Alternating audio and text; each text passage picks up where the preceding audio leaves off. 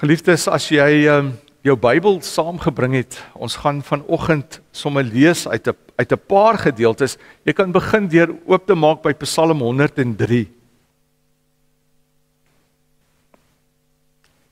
Psalm 103. En dan gaan ons ook stil staan by Jeremia 33 en Jesaja 44. Maar jy kan begin by Psalm 103. As jou Bybel so oop het, kom ons word net stil en dan bid ons saam. Hemelse Vader,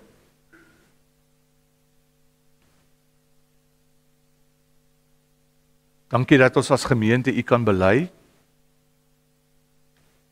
dat U die almagtige God is, die skepper en onderhouer is van alles, U die verlosser is, U die geneesheer is, die voorsiener, die ene wat ook ons heil kom bewerk het.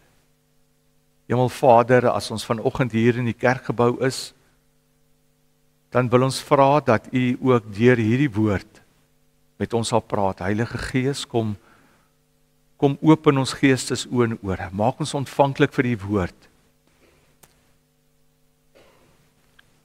Weerhou ons daarvan dat ons aanvalle sal beleef van die duiwel, wat ons gedagtes kom aanval vanoggend. Beskerm ons daarteen. Ons wil U woord hoor, ons wil dit suiwer hoor, ons wil U stem hoor, ons wil U sien tussen die blaaie van hierdie Bybel, in elke teksgedeelte. Kom praat met ons, asseblief Here. In Jesus naam bid ons dit. Amen.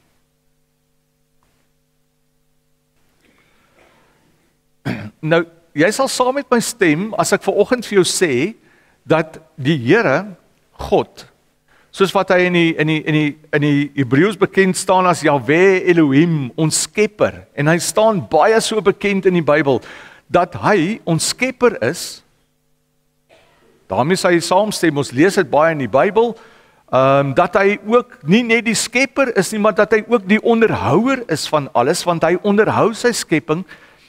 Hy het nie alles maar net gemaak en gelos, dat dit maar aangaan soos 'n wekker of soos 'n horlosie wat afloop nie. Nee.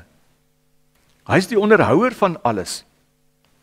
En nou weet jy, as jy 'n huis het, né, en jy's die eienaar van die huis, dan moet jy ook die onderhouer van daai huis wees. En hoe groter die huis, hoe groter is die onderhoudswerk aan daardie huis. En 'n mens moet gereeld onderhoudswerk aan 'n huis doen, sodat die huis in 'n baie goeie toestand bly. Anders te verloor hy natuurlik sy waarde.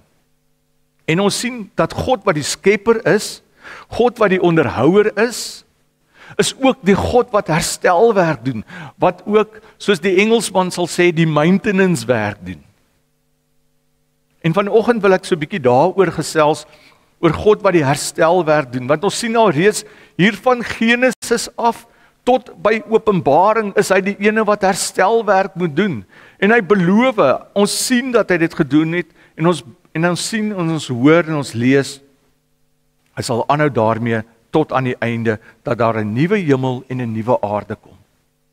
So ons kan vanoggend vir mekaar sê, God is in die proses om te herstel. God herstel jou ook. En hy is voortdurend daarmee besig, om jou te herstel. Want sien, dis eintlik sy karakter om jou te wil herstel. Dit is deel van wie hy is. En daarvan kan ons nie wegkom nie.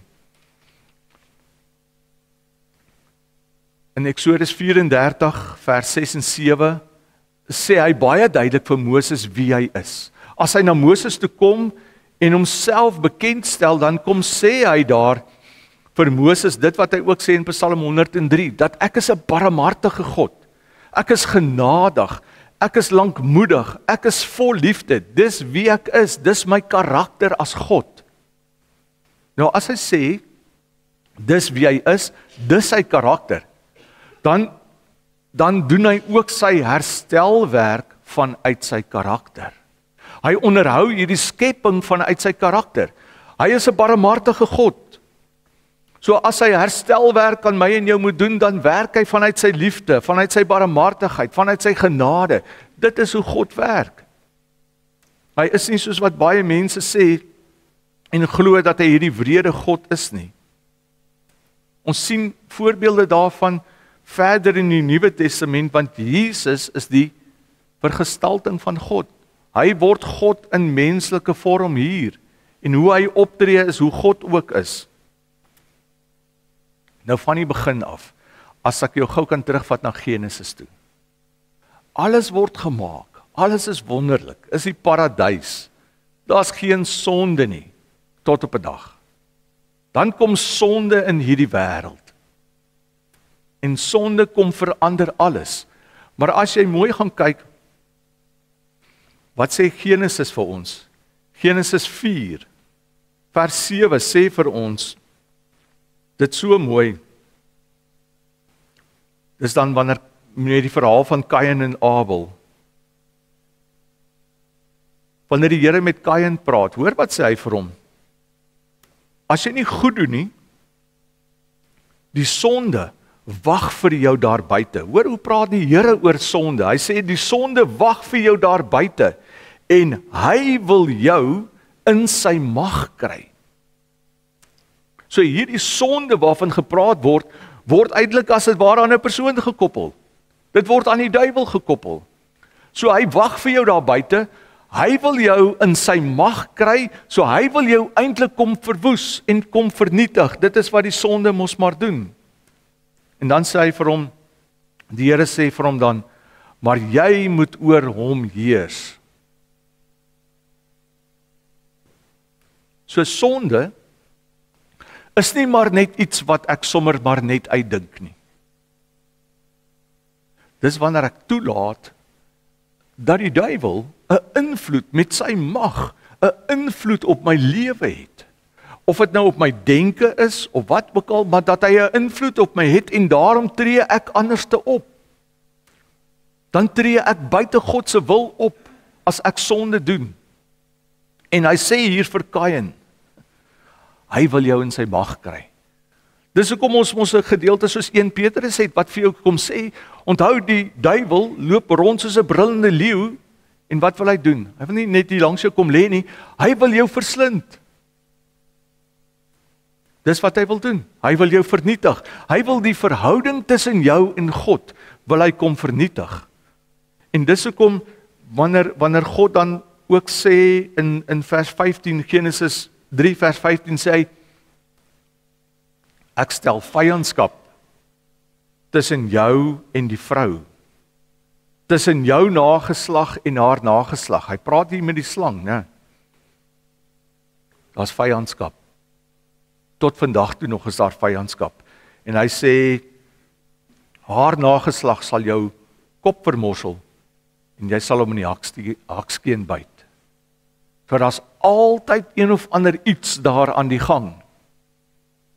En God se herstelwerk is om hierdie situasie van die duiwel wat elke keer inkom en my en jou lewe kom verwoes, my en jou goed laat doen wat ons nie wil doen nie, of goed laat sê, of goed laat dink.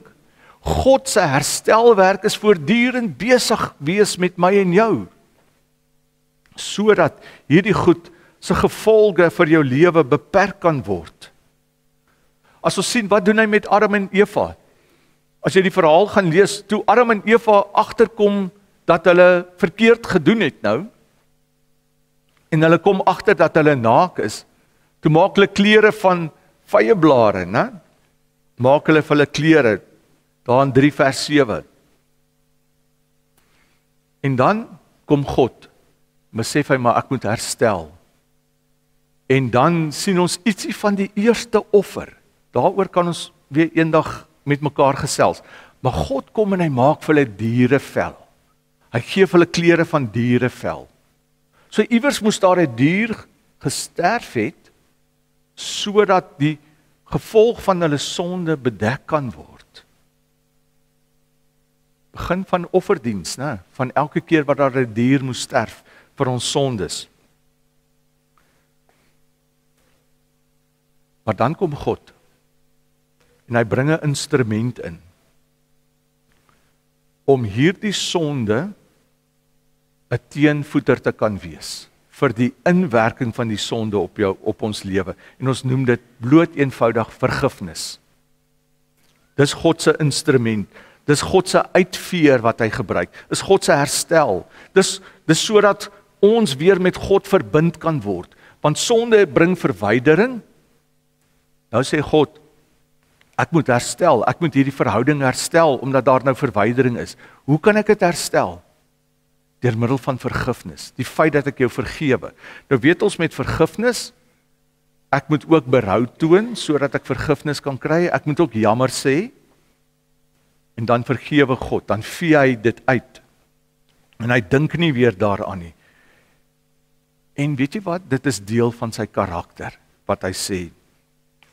Is interessant, as 'n mens nou dieper ingaan in die goed, dan is die woordjie vir vergifnis, een van die woordjies, maar die primêre woord gebruik hy salig, in die Hebreëus. En daardie woord word primêr aan God gekoppel, né? So, wat hy sê, dis eintlik goddelike vergifnis. Vergifnis is nie iets wat 'n mens uitgedink het nie, en ek dink dis belangrik vir ons gesprek nou. 'n Mens het nie vergifnis uitgedink nie. Dis 'n instrument wat van God afgekom het, wat God ook vir my en jou gegee het, sodat ek en jy ook 'n verskil in hierdie wêreld kan maak, sodat ek en jy ook kan help met die herstelwerk. Dis hoekom, as jy gaan kyk na die woord salig in die Hebreëus, dan word dit byna heeltyd net aan God gekoppel, né? Dis soos 'n heilige vergifnis wat dan plaasvind. Maar kom ons kyk wat sê Psalm 103, as jy jou Bybel daar oop het.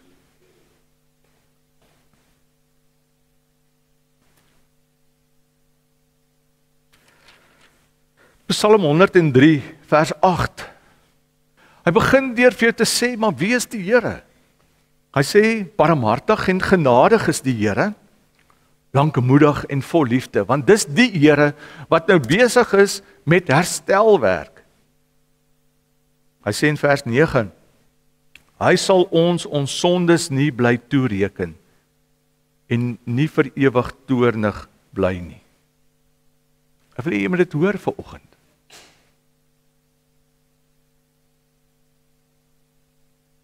Die Here sê, dis nie binne my karakter om vir ewig jou sondes teen jou te hou nie. Dis nie wie ek is nie. Ek gaan nie maak soos ander mense maak, wat sê, ek gaan dit vir altyd teen jou hou nie.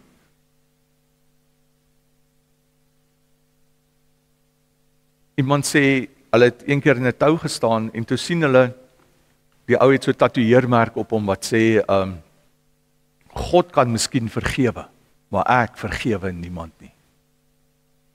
Nou so kan 'n mens nie deur die lewe gaan nie. God bring vergifnis na ons toe as 'n vorm van herstelwerk vanuit sy karakter.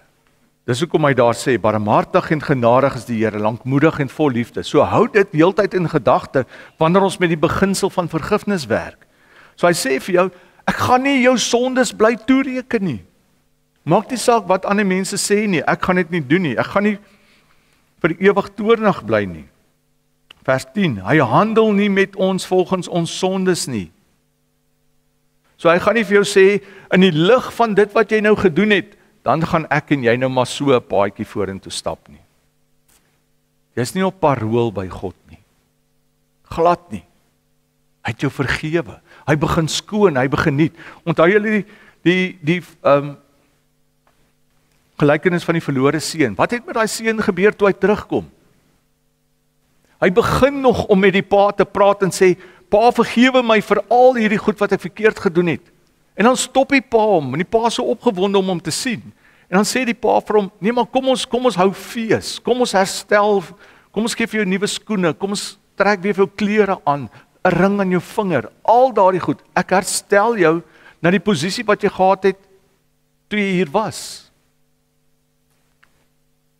Ek gaan nie soos een van my slawe behandel nie. Dis hoekom die Here vir jou ook sê in Psalm 103, hy handel nie met ons volgens ons sondes nie. vergeld ons nie vir ons ongeregtighede nie.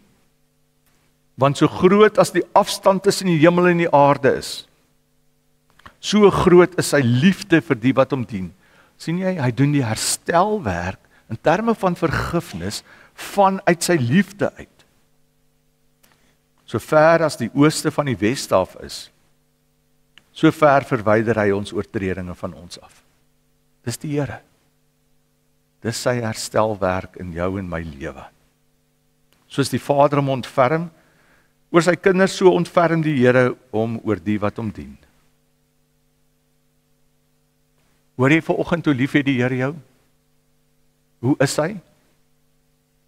In terme van dit wat met ons gebeur, met daardie persoon, die duiwel, wat die heeltyd daar is, wat die heeltyd as dit ware in ons nek blaas, om ons te probeer beïnvloed dat ons verkeerd doen, dan kom die Here en sê, maar as jy verkeerd getrap het, dan is hierdie op jou van toepassing.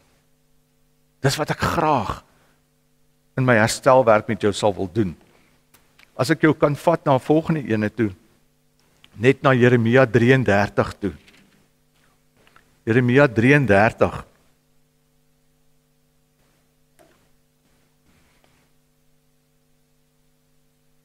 Daarvan vers 6 tot vers 9. Kyk bietjie daarna.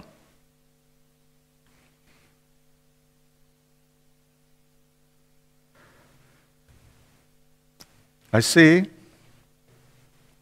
onthou nou, kom ek skets gou-gou die situasie in Jeremia en Jesaja wat ons nou gaan lees, is 'n situasie van waar die volk verkeerd gedoen het. Hulle was heeltyd ongehoorsaam, hulle het afgode aanbid, hulle het gruwelike goed gedoen, hulle het in die tempel van die Here, het hulle ook afgodsgoed ingebring. Mens lees dit van uit die ander profete uit. So, na herhaaldelike pogings wat die Here vir hulle gesê het, stop daarmee, by monde van verskeie profete, het hulle net aangehou. So die duiwel se invloed in hulle lewe was baie groot geweest. Maar wat doen die Here? Hy's die skepper, hy's die onderhouer, hy's die ene wat wil herstel. Nou kom hy hier en hy sê, maar dit is tog my hartsbegeerte, omdat ek 'n barmhartige God is, liefdevol, vol genade, dat ek wil herstel. En kyk wat sê hy vir hulle. Want hulle was nou in ballingskap. Vers 6. Ek sal hom heeltemal gesond maak. Dis hoe die Here herstel. Heeltemal gesond maak en sy inwoners genees. Ek sal vir hulle 'n sterk veilige vesting bou. Ek sal die lot van Juda en Israel verander en vir hulle kinders gee soos vroeër. Ek sal hulle reinig van al hulle sondes waarmee hulle teen my oortree het en al hulle sondes vergewe. Daar gebruik hy weer in die Hebreëus daai woordjie salag, soos wat hy ook in die Psalm 103 gebruik het. So ek sal hulle waarmee hulle my oortree het en al hulle sondes vergewe waarom hulle teen my oortree het en in opstand gekom het. Dit sal my naam groot maak en aan my blydskap verskaf, aan my lof en eer gee voor al die nasies van die aarde, wanneer hulle hoor van al die goeie wat ek vir my volk gedoen het. Ten spyte daarvan dat hulle die Here so hartseer gemaak het en eintlik een kant toe gestoot het, en dit wat ons gelees het in die 10 gebooie vanoggend, dat hulle nie die Here as die enigste Here aanvaar het nie. Ten spyte daarvan kom die Here en sê, maar dis wat ek met hulle wil doen. Wil ek vanoggend vir jou sê, ten spyte daarvan van dit wat jy dalk in jou lewe gedoen het, sê die Here, ek wil 'n nuwe pad met jou stap. Sê hy, is my hartsbegeerte om jou te herstel, want ek droom drome oor jou. Ek wil 'n pad met jou stap. Ek wil die goeie oor jou laat kom. En dan en dan ook in Jesaja 44,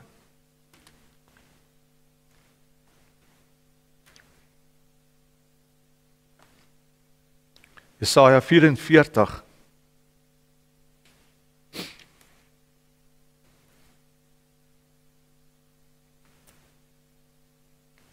Daar van vers 3 af. Net so 'n kort gedeeltjie daar. Hy sê, hoor wat sê hy vir hulle, hoe wil ek jou herstel? Ek sal volop water gee op die dorsland, strome op droë grond, want dit is hoe julle was, maar ek kom herstel dit. Ek sal my gees uitgiet op jou kinders, my seën op jou nakomelinge. Hulle sal uitspruit soos gras in die veld, soos wilgerbome langs waterlope. Die een sal sê, ek behoort aan die Here, en homself 'n nakomeling van Jakob noem. Die ander sal op sy hand skryf, die Here se, en homself 'n lid van die volk van Israel noem. En kom ons gaan daarna vers 21 toe dan.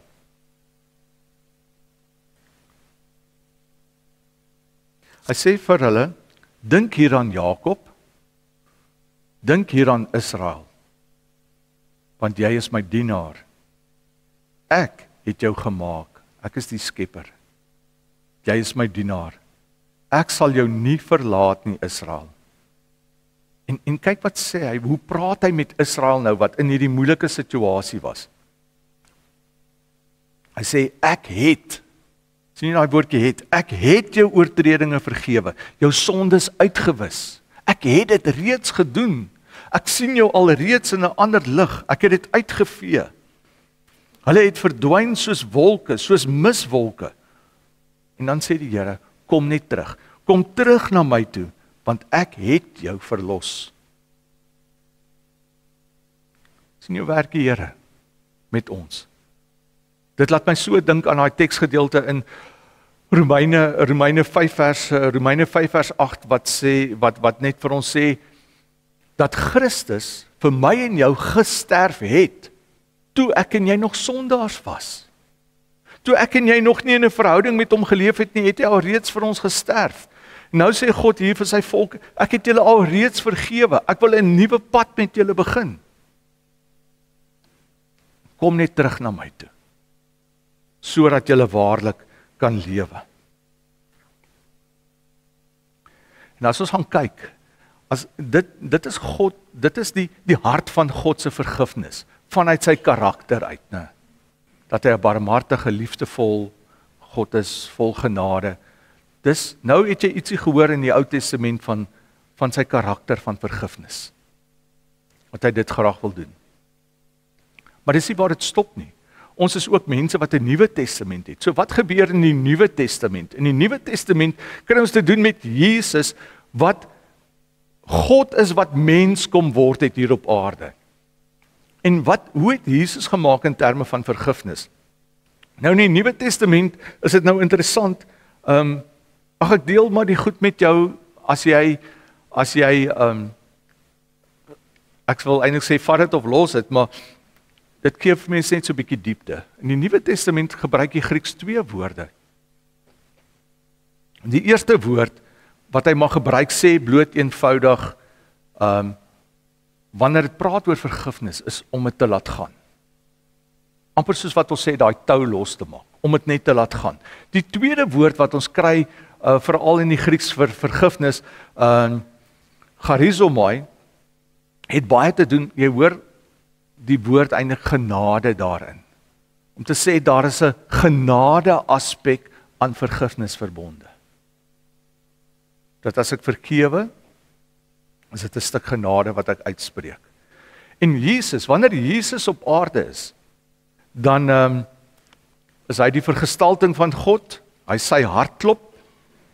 En interessant, as jy byvoorbeeld 'n gedeelte van soos Matteus 9 gaan lees, in Matteus 9, wanneer hy die man wat verlam is wil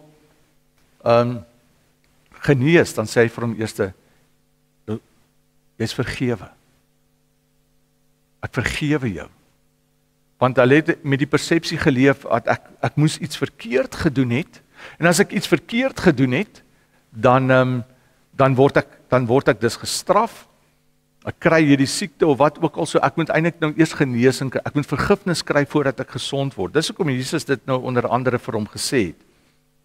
Maar daar's baie plekke in die Nuwe Testament wanneer hy wanneer Jesus vir ons sê, en die Onse Vader het ons, daar in Matteus 6, en hy sê, weet dat, Here, vergewe ons ook, soos wat ons ook die vergewe wat teen ons oortree.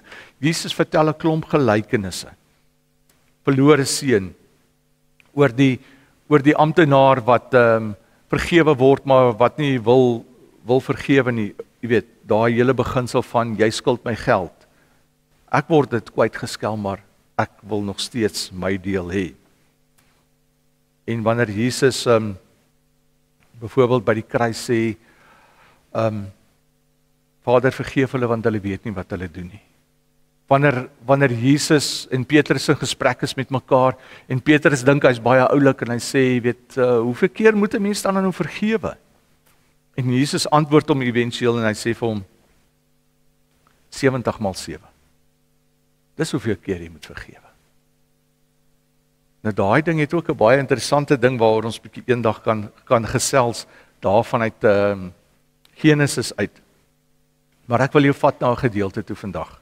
Johannes 20. Dis ons laaste teks. Johannes 20. Kom ons kyk gou wat staan daar. Dis nadat Jesus dan nou net voordat hy opgevaar het na die hemel toe. Johannes 20 daarvan vers 19 af.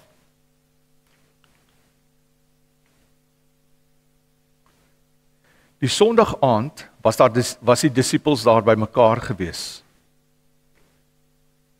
Alhoewel die deure gesluit was, omdat hulle bang was vir die Jode, het Jesus gekom en tussen hulle gaan staan en vir hulle gesê, vrede vir julle. Nadat hy dit gesê het, wys hy sy hande en sy sy vir hulle. Die disippels was baie bly toe hulle die Here sien. Vrede vir julle. So hy kom en hy sê elke keer vrede vir julle. En dan sê hy vir hulle, so as jy mooi gaan kyk na hierdie gedeelte, is dit 'n baie kort gedeelte, maar 'n intense gedeelte en 'n baie belangrike gedeelte. Hy sê, soos die Vader my gestuur het, stuur ek julle ook. Nou wat is 'n gestuurde? Jesus sê, die Vader het my gestuur, ek is 'n gestuurde van die Vader. So in daai tyd was die konsep gewees, ek is 'n verteenwoordiger van daardie ene wat my gestuur het. Ek gaan presies optree en doen soos wat daai ene wat my gestuur het.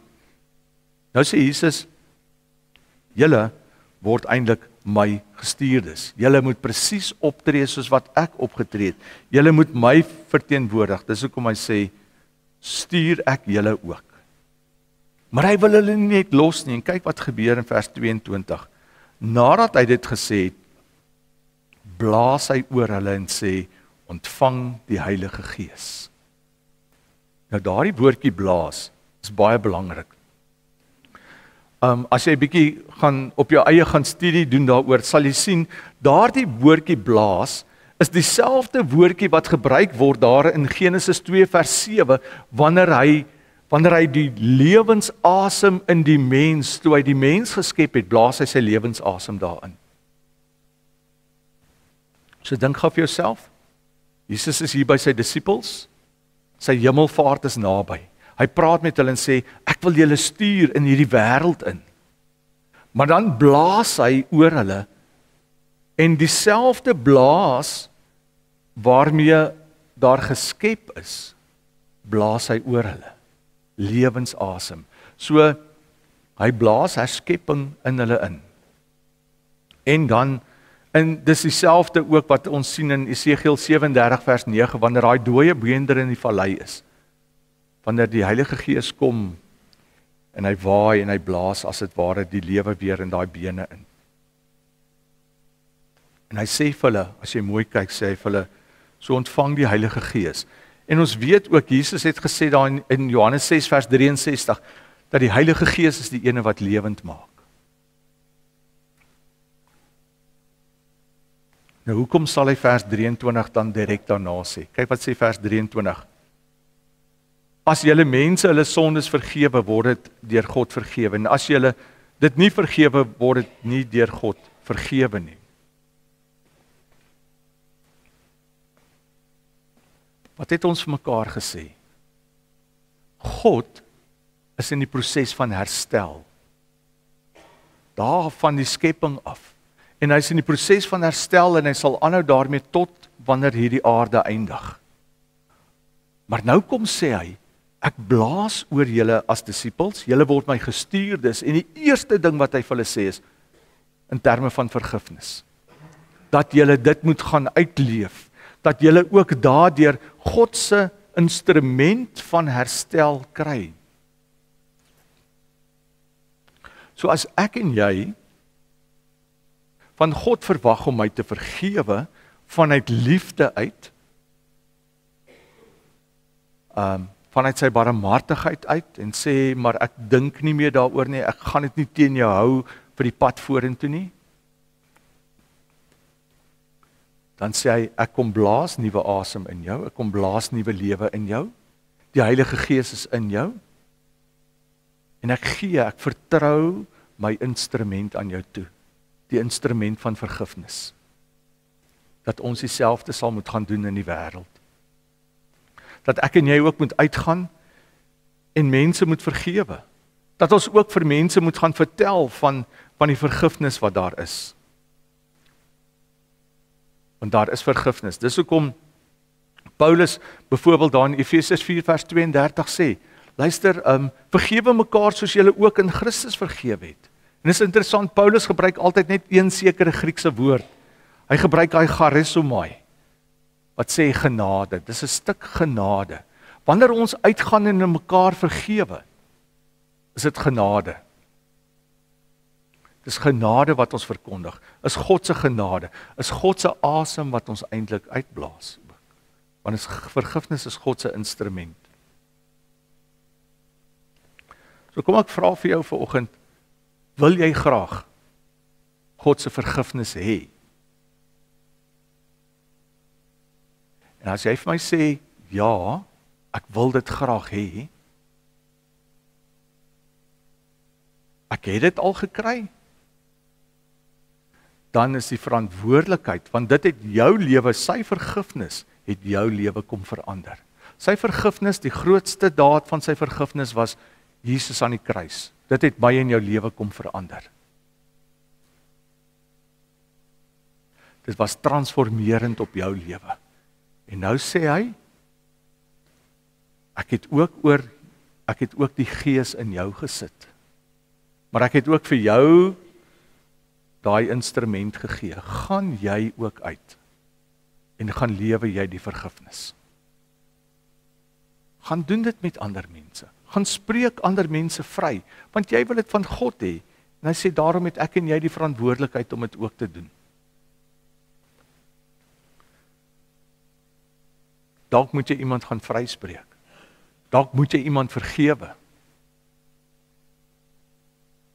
Dalk is dit tyd dat jy jouself vergewe. Daai goed is nodig, sodat ons voluit kan leef. Maak die tou los. Sny dit uit jou lewe uit. Onvergewensgesindheid. Want dis die duiwel se vashou plek in ons lewens. Kom ons gaan leef met dit wat ons ontvang het. Ons het vergifnis ontvang. Kom ons gaan deel dit uit na ander toe. Dis gratis en verniet. Kom ons sluit die oë. Here,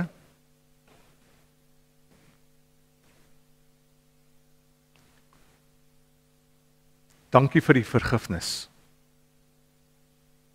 Dankie dat jy steeds besig is met herstelwerk in elkeen van ons. Dankie dat jy ons herskep. Dankie Heilige Gees dat jy in ons gegee is om dit voor te sit.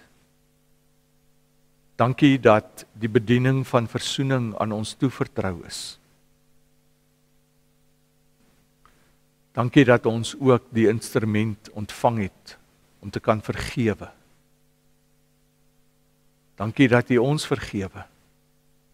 En daarom bid ons vanoggend dat jy ons sal help om dieselfde te doen en ander te vergewe. 70 maal 7 maal. Dat ons ander volledig vryspreek. Dankie dat jy ons daarmee sal help. Want uit ons eie uit, met ons eie krag, kan ons dit nie doen nie. In Jesus naam bid ons dit.